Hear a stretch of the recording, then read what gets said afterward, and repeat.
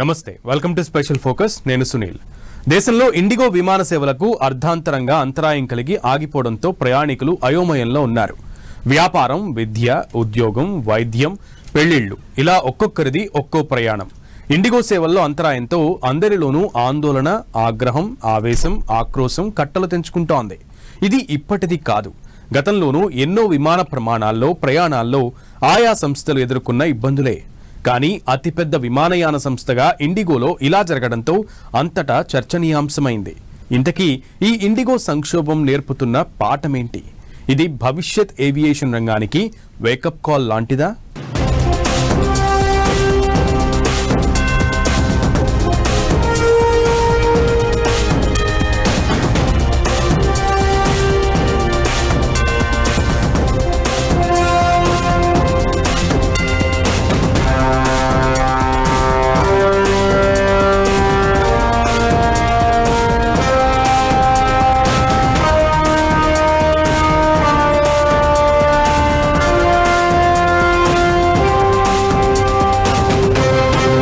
IndiGo సంక్షోభం నేర్పుతున్న పాఠమేంటి? భవిష్యత్ aviation రంగానికి ఇది వేకప్ కాల్ లాంటిదా? దేశంలోనే అతిపెద్ద విమానయాన సంస్థ ఇండిగో విమాన సేవలు నిలిచిపోవడం ప్రపంచవ్యాప్తంగా ఇది అతిపెద్ద చర్చనీయాంశంగా మారింది. విమాన సేవలు అకస్మాత్తుగా ఆగిపోవడంతో వేల మంది ప్రయాణికులు అల్లాడిపోతున్నారు.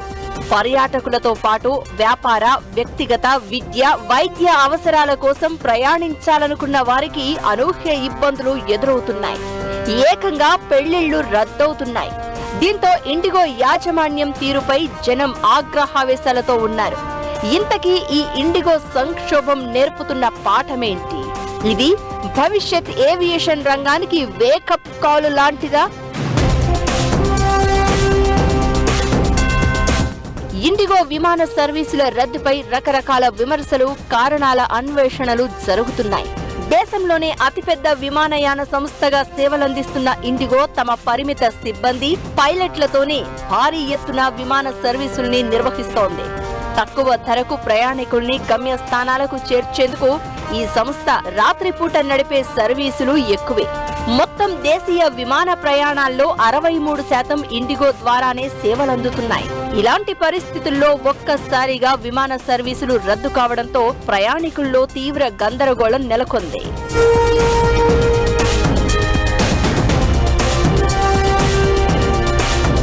ఈ డిసెంబర్ మొదటి వారంలో ఇండిగో ఎయిర్లైన్స్ లో ఏర్పడ్డ సంక్షోభం వేల మంది ప్రయాణికుల్ని ఇబ్బందుల్లోకి నెట్టింది. ఇదంతా కొత్త ఫ్లైట్ డ్యూటీ టైం లిమిటేషన్స్ నియమాల్ని పట్టించుకోకపోవడం వల్ల వచ్చిన కష్టంగా చెప్తున్నారు.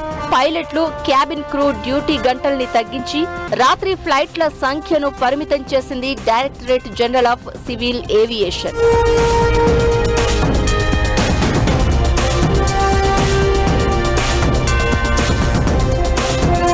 కానీ ఈ మార్పులకు తగినట్లు ముందుగానే రోస్టర్లు, మ్యాన్ పవర్, సిస్టమ్స్ ను అడ్జస్ట్ చేయలేకపోయింది ఇండిగో. ప్రధానంగా పైలట్ల షార్టేజ్ తీవ్ర ఇబ్బందులను తెచ్చిపెట్టింది.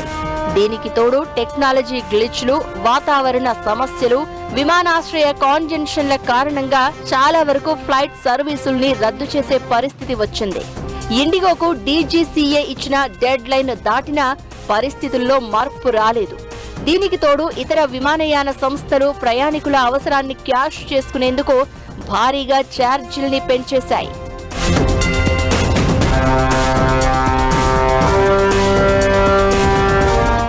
ఈ పరిస్థితి విమాన ప్రయాణికులకు చుక్కల్ని చూపించింది.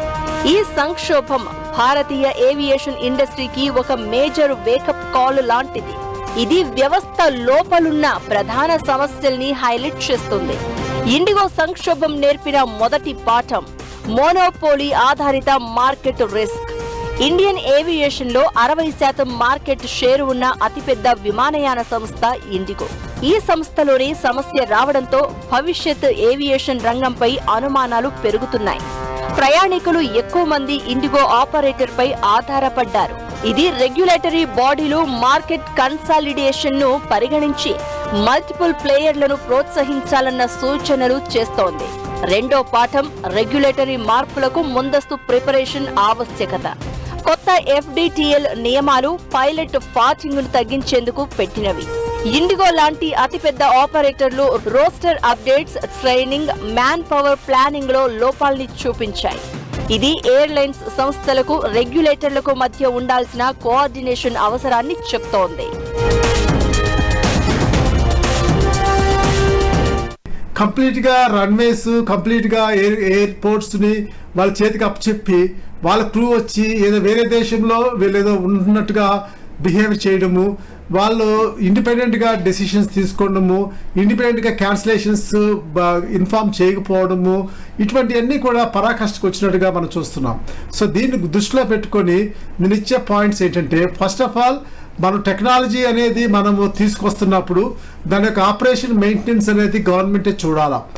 మూడో పాఠం ప్రయాణికుల సేఫ్టీ మరియు కన్స్యూమర్ ప్రొటెక్షన్. ఈ విషయంలో ఇండిగో చాలా నిర్లక్ష్యంగా వ్యవహరించింది అన్న వాదనలు ఉన్నాయి.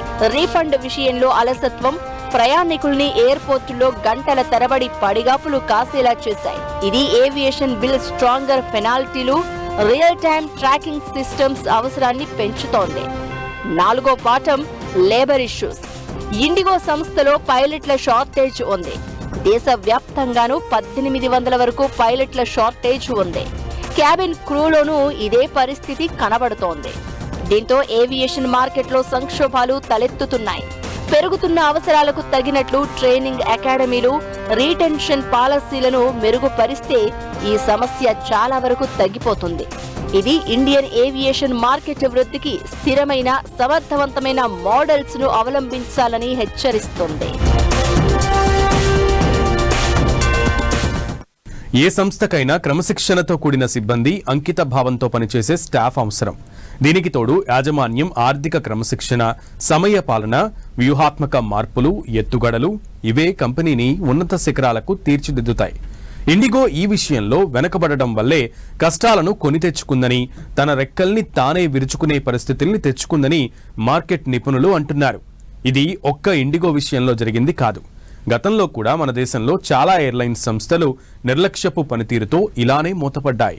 వాటికి కారణమేదైనా యాజమాన్యం నిర్వహణ లోపమే ప్రధానం.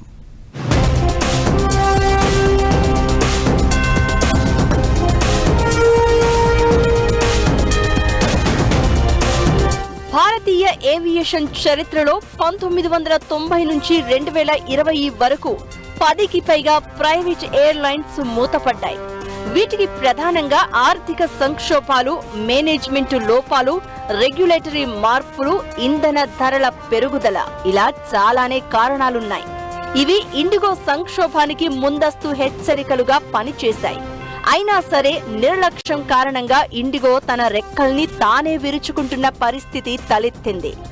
2005 నుంచి 2012 వరకు ఓ వెలుగు వెలిగిన కింగ్ ఫిషర్ ఎయిర్లైన్స్ ఆర్థిక సంక్షోభం, అప్పుల ఊబి కారణంగా ఫెయిల్యూర్ ఏవియేషన్ సంస్థగా చరిత్రలో మిగిలిపోయింది. విజయ్ మాల్యా స్థాపించిన ఈ full service carrier luxury image తో ప్రారంభమైంది. కానీ యాజమాన్యం అప్పులు, నిర్వహణ లోపాలతో పాటు ఆపరేటింగ్ కాస్టులు పెరగడం, ఫ్యూయల్ ప్రైసెస్ పెరుగుదల దెబ్బతీశాయి.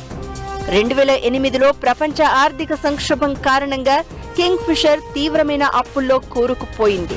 2012లో ఆపరేషన్స్ ఆపేసి 2014లో అఫీషియల్ గా షట్ డౌన్ అయింది. ఈ కారణంగా 4000 మంది ఉద్యోగులు రోడ్డున పడ్డారు. మితిమీరిన ఖర్చు, ఆర్థిక ప్రణాళిక వైఫల్యం దీనికి ప్రధాన కారణం.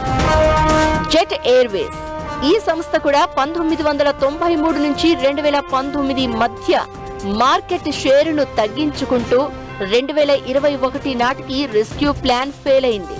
2007 నాటికి లో కాస్ట్ మోడల్ తో వృద్ధి చెందిన రూపాయి బలహీనం, ఎక్కువ ఇంధన ధరలు, సంస్థ అప్పులతో 2019లో రెక్కలు తెంచుకుంది.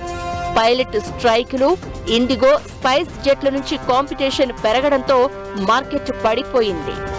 ఒకప్పుడు గో ఎయిర్ సంస్థగా ఉండి తర్వాత గో ఫాస్ట్ గా మారిన ఏవియేషన్ సంస్థ 2005 నుంచి 2023 వరకు లో కాస్ట్ మోడల్ గానే ప్రయాణం సాగించింది. కానీ విమానాల్లో సాంకేతిక సమస్యలతో 50% గ్రౌండెడ్ అయ్యాయి. రిపేర్లకు ఎక్కువ ఖర్చు, అప్పులు, లీజ్, ఫైనాన్స్ తో గో ఫస్ట్ సేవల్ని తగ్గించుకుంటూ ఆగిపోయింది. 2003 నుంచి 2008 మధ్య ఎయిర్ డెక్కన్ ను విజయ్ మాల్యా ప్రారంభించారు. కానీ జెట్ ఎయిర్వేస్ లో విలీనం అయ్యాక నష్టాలు పెరిగి 2008 నాటికి షట్ డౌన్ అయింది.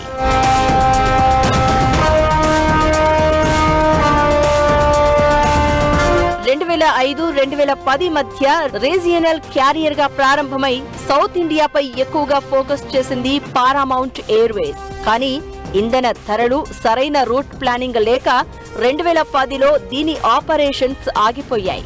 2005 నుంచి మొదలైన స్పైస్ జెట్ ఇప్పటికీ పాక్షిక సస్పెన్షన్లను ఎదుర్కొంటూ వస్తోంది.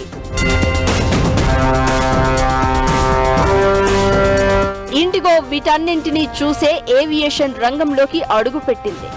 ఈ ఫెయిల్యూర్స్ ను లెసన్స్ లా నేర్చుకోకపోవడం వల్ల ఇబ్బందులను ఎదుర్కొంటోంది.